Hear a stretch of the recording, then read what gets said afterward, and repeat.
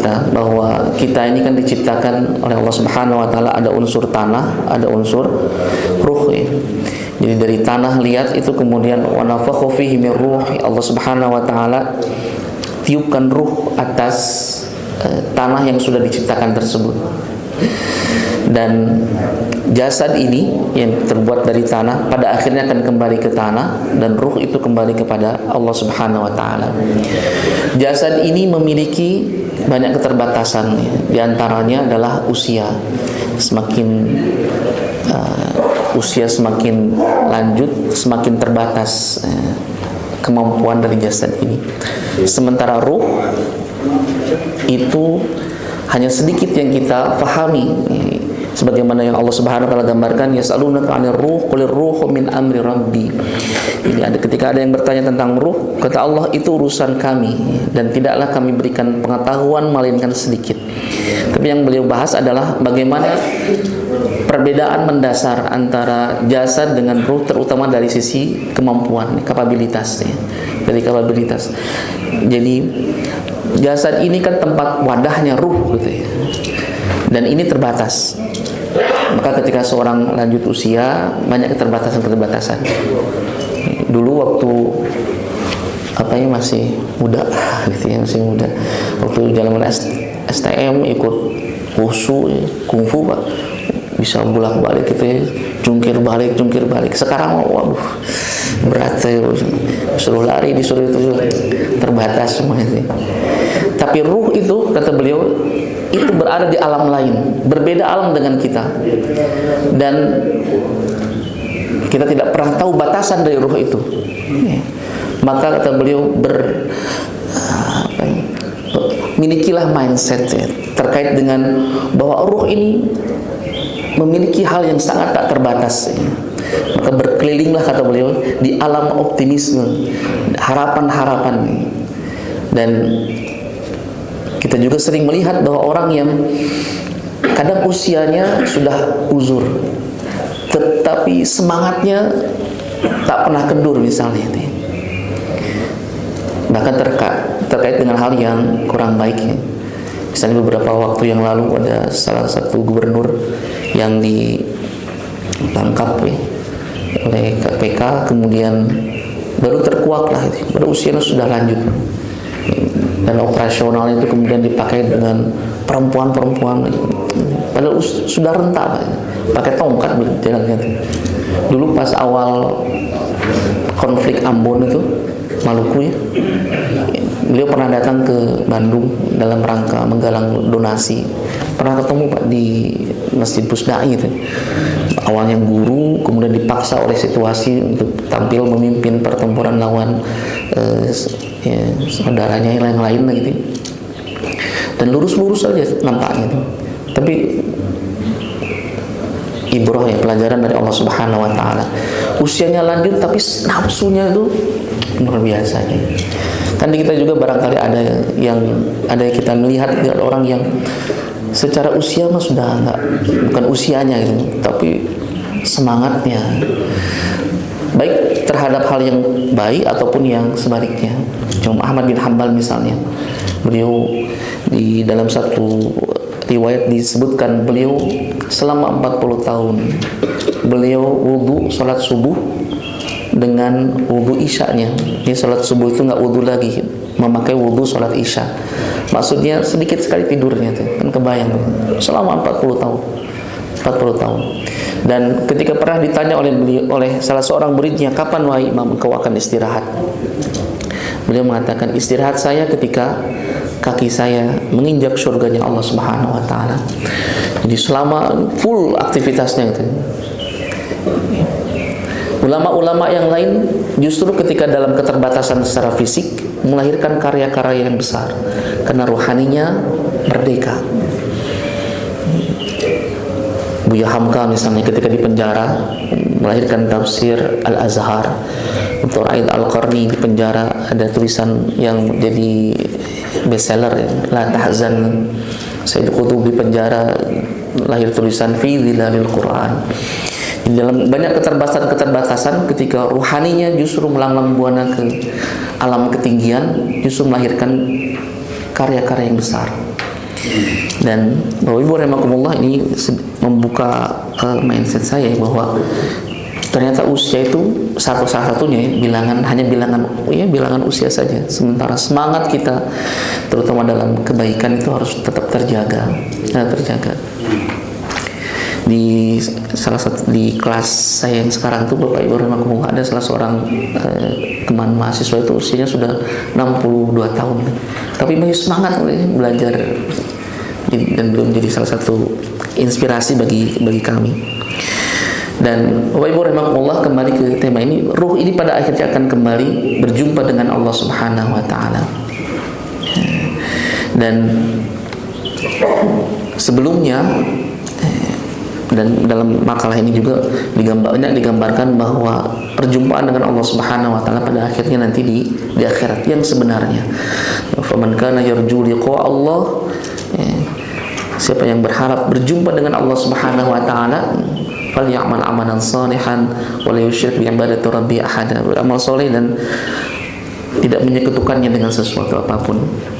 Tapi ternyata ada ulama lain yang berpendapat bahwa liqa Allah, jumpa dengan Allah Subhanahu wa taala itu ternyata tidak hanya di akhirat, di dunia pun kita jumpa. Maka beliau menafsirkan falyamal amalan salihan itu ketika wan kana yarju liqa Allah, siapa yang menginginkan berharap jumpa dengan Allah Subhanahu wa taala, falyamal amalan salihan, dan hendaklah dia beramal saleh. Maka kemudian beliau mengambil kesimpulan bahwa dalam amal-amal soleh itu kita jumpa dengan Allah sejatinya. Dalam taklim majlis-majlis kita jumpa dengan Allah. Dalam solat kita jumpa dengan Allah. Dalam tilawah Al-Quran kita itu liqa Allah. Dalam kita membangun komunikasi, membangun hubungan dengan sesama dengan baik itu liqa Allah. Dalam kita bakti kepada orang tua liqa Allah. Dalam mendamaikan mereka yang sedang berselisih liqa Allah. Dalam zikir-zikir kita liqa Allah. Di dalam setiap kesempatan kebaikan yang tersedia itu adalah sarana jumpa dengan Allah Subhanahu wa taala. Dalam salah satu keterangan yang dikutip oleh Imam Ahmad bin Hanbal dalam kitab Az-Zuhd, beliau meriwayatkan tentang pertanyaan Nabi Musa alaihissalam kepada Allah Subhanahu wa taala ketika Nabi Musa berkata, "Ya Rabb, aina abghika?"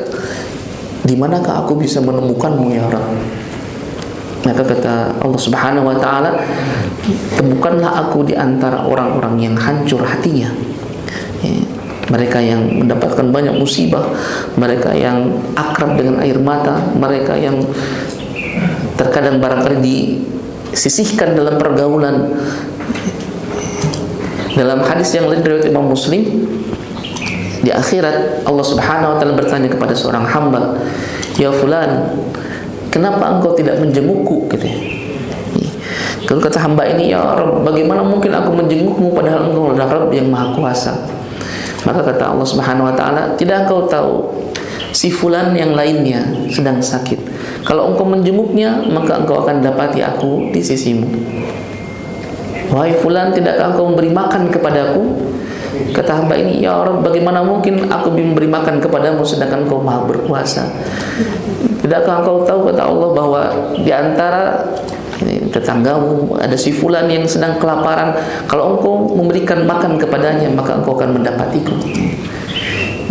Inilah barangkali yang dirasakan oleh saya pernah baca tentang kehidupan seseorang yang dia merasakan kekeringan dari sisi spiritualnya, banyak ikut ta'lim, banyak melakukan amal-amal kebaikan yang lainnya, tapi kekeringan itu masih kuat dirasakannya. Sampai suatu saat ketika ada satu event, momentum acara, kemudian dia ikut terkait dengan santunan ke anak-anak yatim. Beliau ikut ke tempatnya, lalu kemudian beliau melihat bagaimana keadaan orang-orang yang secara materi jauh di bawah beliau, dan dalam acara itu ada pengajiannya, baca Fatihah dan lain sebagainya, dan bagaimana beliau bersalaman dengan anak-anak yang yatim itu, barulah kemudian bergetar hatinya. Ini bagian dari pengalaman spiritual barangkali. Beliau menemukan Allah dalam tanda petik dalam aksi sosial, jumpa dengan orang-orang yang tidak seberuntung dirinya dari sisi materi. Bapak Ibu rahimakumullah, Mengapa liqa Allah itu sangat penting? Ini adalah tujuan hidup kita, ya. Tujuan hidup kita jumpa dengan Allah Subhanahu wa taala, karena seluruh amal perbuatan kita yang kita lakukan di dunia pada akhirnya kan akan kita jumpai nanti di akhirat kelak. Faman kana yarju liqa Allah fa inna ajalallahi la'at. Siapa yang mengharapkan pertemuan dengan Allah, maka sesungguhnya waktu yang dijanjikan itu akan tiba, pasti akan datang. Pertanyaannya, sesiap apa kita berjumpa dengan Allah Subhanahu wa taala? Kalau ditanyakan itu tidak deg-degan kita baik. Merasa masih banyak bekal yang harus kita lakukan, masih banyak amal-amal soleh yang harus kita lakukan. Tapi inilah tujuan hidup kita. Dan Allah Subhanahu wa taala dengan Rahman dan Rahimnya memberikan banyak hal-hal yang barangkali pahit kita rasakan, tapi sejatinya itu adalah untuk mengingatkan kita akan perjumpaan ini. Biasanya Pak, kalau dalam kenyamanan hidup, dalam hal-hal yang membuat kita banyak terlena, pada umumnya sedikit kita mengingat Allah Subhanahu wa taala. Rumah tangga harmonis, rezeki lancar, badan sehat, kebaikan-kebaikan kita rasakan itu biasanya pada umumnya nih. Tapi kalau dalam keadaan sakit, rumah tangga di ujung tanduk, permasalahan-permasalahan datang tak pernah berhenti, belum selesai satu ujian, jumpa dengan ujian yang lainnya, jumpa lagi terus begitu. Kedekatan kita dengan Allah Subhanahu wa taala itu kemudian meningkat. Maka jika musibah itu mendekatkan kita kepada Allah, sejatinya itu bukan musibah sebenarnya.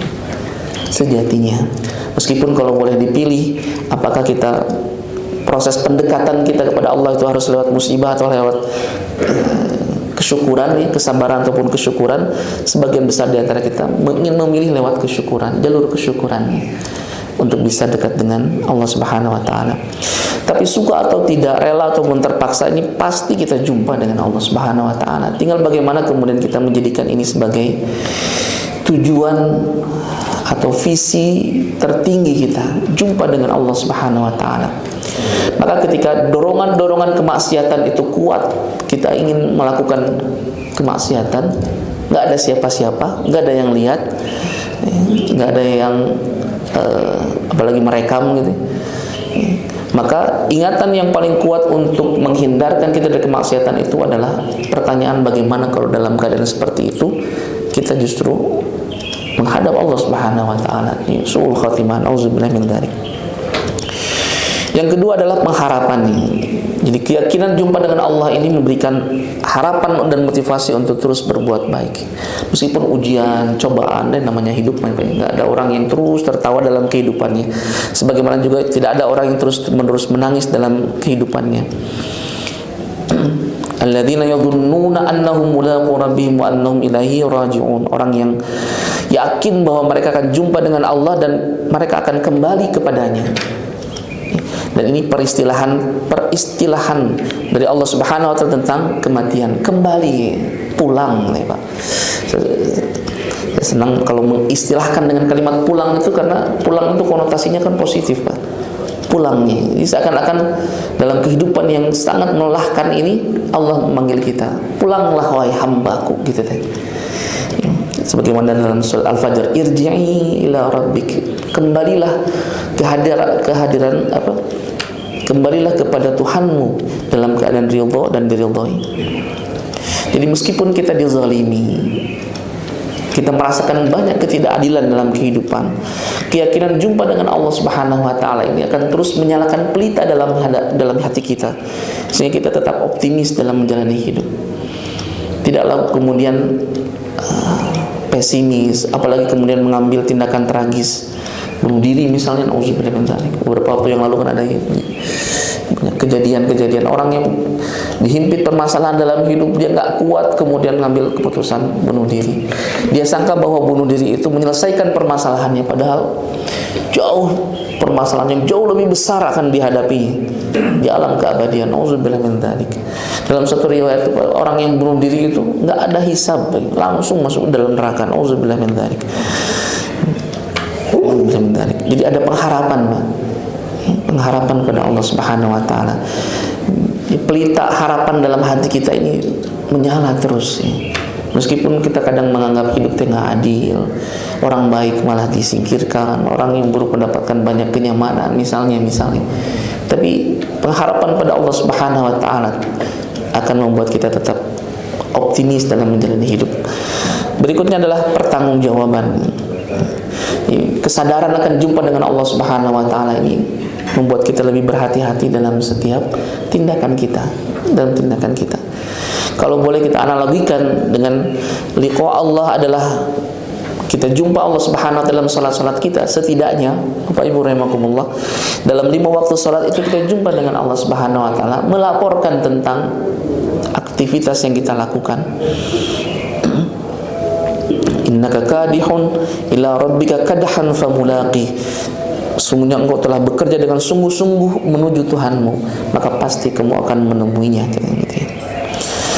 Wa ibu rahimakumullah, terkait dengan definisi liqa Allah, ini ada beberapa ulama yang memberikan penafsiran terkait dengan liqa Allah ini. Di antaranya Ibnu Katsir, anna liqa Allah yakni liqa bihi fil akhirah. Jadi berjumpa dengan Allah dengan sebenar-benar perjumpaan itu, yaitu berjumpa di akhirat. Hadza huwa al-lahdhatu 'indama yuwajihu al-insanu lillahi lil hisabi fahsa a'malihi wa yu'ta jazaa'an munasiban li a'malihi.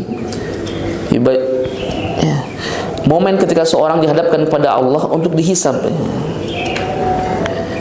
diperiksa amal perbuatannya dan diberikan balasan sesuai dengan amalannya. Beliau merujuk kepada yang surat Al-Kahfi ayat 110 itu, "Faman kana yarju liqa Allah falyamal amalan shalihan wa la yusyrik bi ibadati rabbih ahada." Jadi menekankan pentingnya amal soleh dan ikhlas dalam ibadah sebagai persiapan untuk perjumpaan dengan Allah Subhanahu wa taala. Bapak Ibu rahimakumullah, kalau boleh dianalogikan nih, kita misalnya dengan siapa ya, orang yang paling kita hormati, paling kita junjung tinggi lah itu, yang ucapannya kita dengarkan, yang segala halnya menjadi role model bagi kita, yang kemudian beliau misalnya suatu saat mengatakan, tunggu tanggal sekian kita akan jumpa, atau misalnya kita jumpa dengan orang yang secara kedudukan misalnya lebih tinggi dibanding kita, pejabatnya misalnya, atau presiden yang baru bilang kepada kita, setelah pelantikan ini, 1 bulan setelah pelantikan ini kita akan jumpa di istana negara misalnya. Dan itu pesannya privat kepada kita, privasi langsung kepada kita. Nanti setelah 1 bulan setelah pelantikan kita akan jumpa. Maka setidaknya waktu-waktu jelang perjumpaan itu adalah waktu-waktu yang kita gunakan untuk persiapan terbaik, baju terbaik, kalau ada parfum wangi-wangian yang terbaik. Setidaknya kita pun jaga kondisi tubuh kita supaya nggak pas hari haknya sakit, kan sayangnya. Seluruhnya kita persiapkan, dan ketika datang hari hak yang ditunggu, kita sudah mempersiapkan dengan sangat semaksimal mungkin. Dan perjumpaan itu adalah perjumpaan yang kita tunggu-tunggu. Ada kenikmatan yang tidak bisa barangkali digambarkan, yang hanya bisa kita rasakan. Demikian pula perjumpaan dengan Allah Subhanahu wa taala.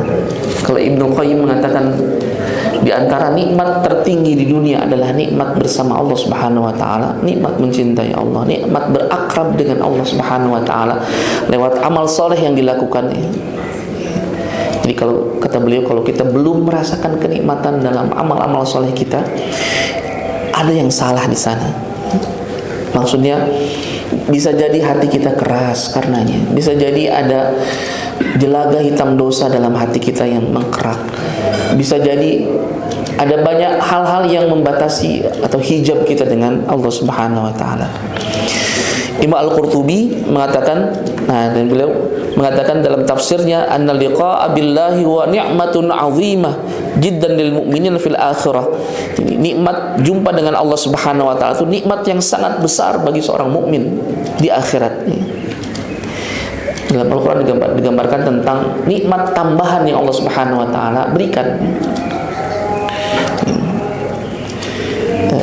Dalam surah Qaf ya. Surah Qaf digambarkan bagaimana Allah Subhanahu wa taala ketika memasukkan hambanya ke dalam surga diberikan banyak kenikmatan, lalu kemudian ditambahkan kenikmatan itu. Yaumul Mazid, hari penambahan kenikmatan itu adalah hari di mana Allah membuka tirai hijab dengan hambanya dan kemudian nampaklah wajah Allah yang sesungguhnya. Dalam hadis yang lain Nabi SAW pernah ditanya bagaimana seorang hamba bisa melihat Allah Subhanahu wa taala kelak di akhirat. Maka kata Nabi SAW, bagaimana, beliau menganalogikan bagaimana jika engkau melihat purnama dalam gelapnya malam.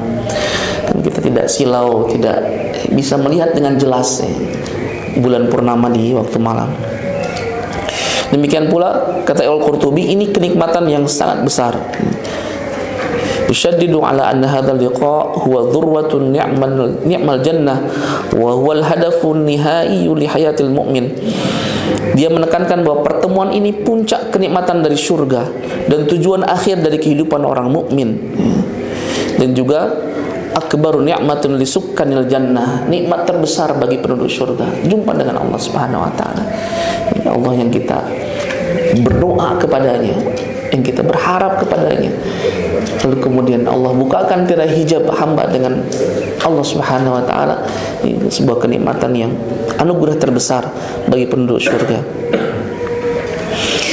Demikian pula Ibnu Taimiyah, beliau menekankan annal liqa'a billahi wa haqiqatus sa'adatil haqiqiyah, kebahagiaan, hakikat kebahagiaan yang sebenar-benarnya, kata beliau.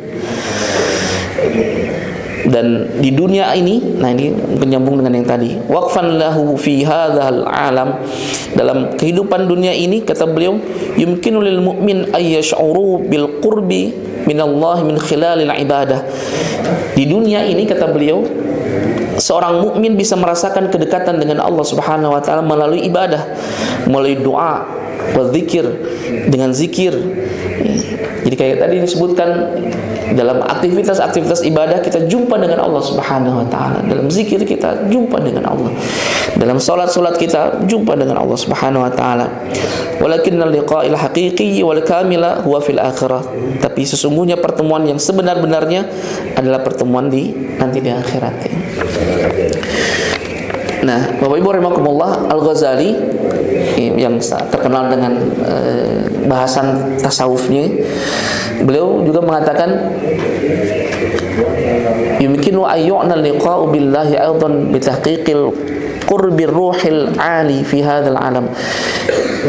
Jadi jumpa dengan Allah itu bisa dimaknai sebagai mencapai kedekatan spiritual yang tinggi di dunia, di mana seorang hamba haitsu yash'arul 'abdu bi hudzurillah fi qalbi, merasakan kehadiran Allah dalam hatinya, wa ya'ish bi wa'yan tamin bi hudurihi, dan hidup hatinya dengan kesadaran akan kehadiran Allah Subhanahu wa taala, merasakan kehadiran Allah dalam setiap jenak kehidupannya, wa yuhibbuhu bi kulli qalbi, mencintainya dengan sepenuh hati.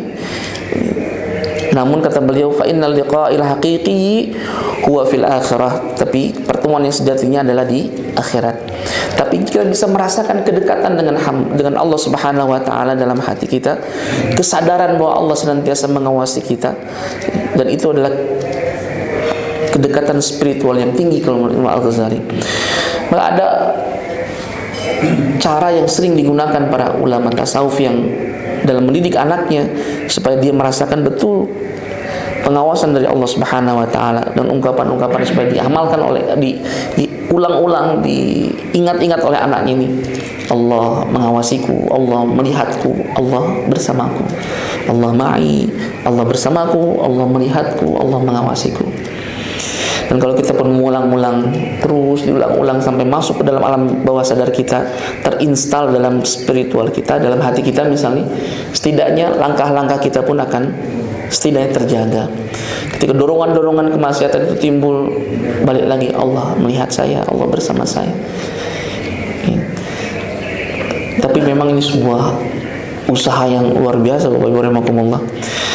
Karena yang namanya kita manusia itu seringkali dilalaikan dengan hal-hal yang bersifat dunia.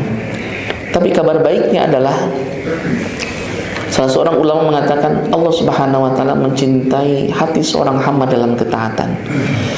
Tapi kadang hati hamba itu cenderung kepada dunia, cenderung kepada hal-hal yang lain di luar Allah Subhanahu wa taala.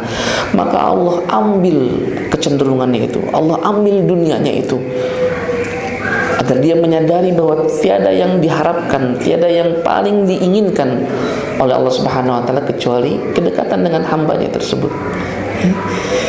Sebagaimana dalam proses kurban Nabi Ibrahim alaihissalam yang sangat amat mencintai anaknya, lalu kemudian Allah perintahkan untuk menyembelih yang paling dia cintai.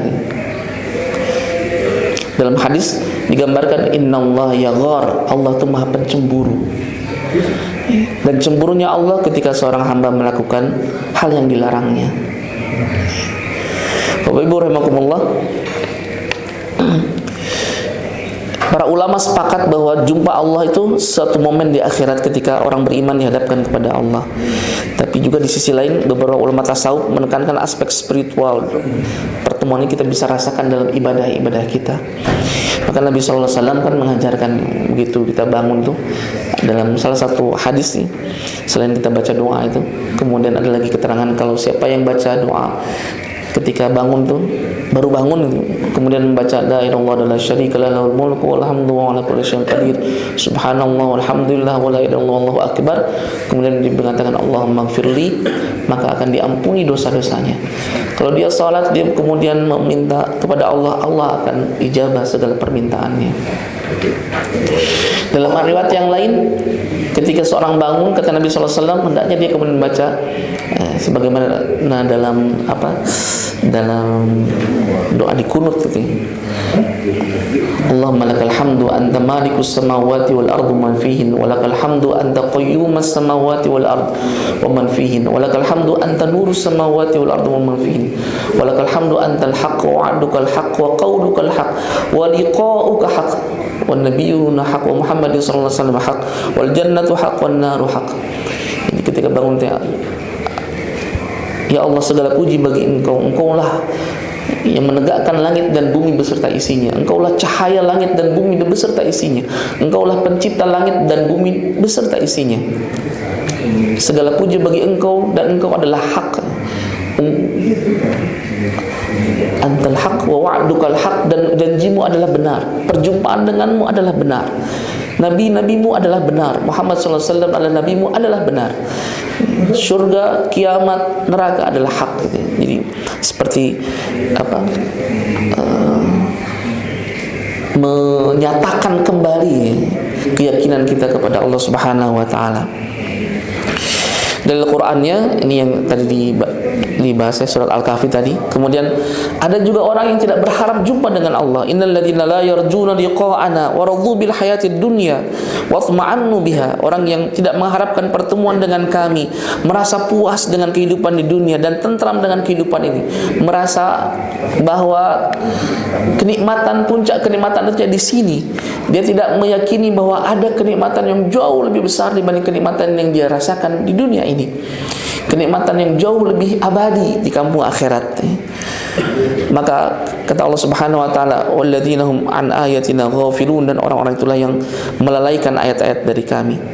Enggak mau jumpa dengan Allah Subhanahu wa taala, merasa cukup, merasa puas dengan kehidupan dunia. Ibu rahimakumullah, maka dalam hadis ini digambarkan Nabi sallallahu alaihi wasallam, man ahabba liqa Allah ahabballahu liqa'ah. Siapa yang mencintai pertemuan dengan Allah, maka Allah mencintai pertemuan dengannya. Wa man kariha liqa Allah karihallahu liqa'ah. Maka siapa yang membenci pertemuan dengan Allah, Allah benci pertemuan dengannya.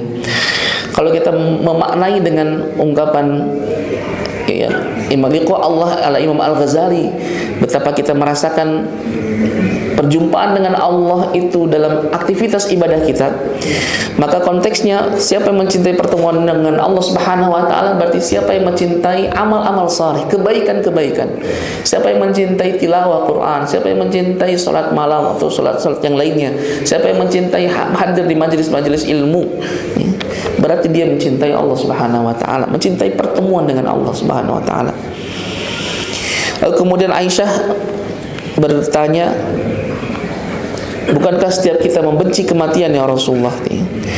Ini setiap kita benci kematian, karena kematian itu merenggut kita dari seluruh yang kita nikmati, memisahkan kita dengan orang-orang yang kita cintai. Ini kenikmatan itu. Sebanyak apapun harta yang kita miliki, seberkuasa apapun kita, ketika datang kematian itu dipisahkan kita, dan tidak ada sekecil apapun yang bisa kita bawa. Dalam hadis digambarkan mayat itu bertanya kepada keluarganya, bekal apa yang akan kau berikan kepada kami? Kami ini kan melakukan perjalanan panjang, bekal apa yang kau berikan kepada kami? Kemudian kata keluarganya, kami akan hantarkan engkau ke pekuburan sampai sana. Yang dulu cinta mati, sehidup semati, ketika pasangannya meninggal, ya tidak akan mau untuk masuk ke dalam kuburnya menikmatinya gitu, tidak akan mau, sampai pekuburan saja. Lalu kemudian mayit bertanya kepada hartanya, apa yang kau berikan kepadaku sebagai bekalan dalam perjalanan panjang menuju Allah ini? Maka harta itu mengatakan, khudh minni kafanak, cukup bagimu bekal dari kami ini beberapa helai kain kafannya. Itu deposito harta yang banyak itu pada akhirnya seperti itu.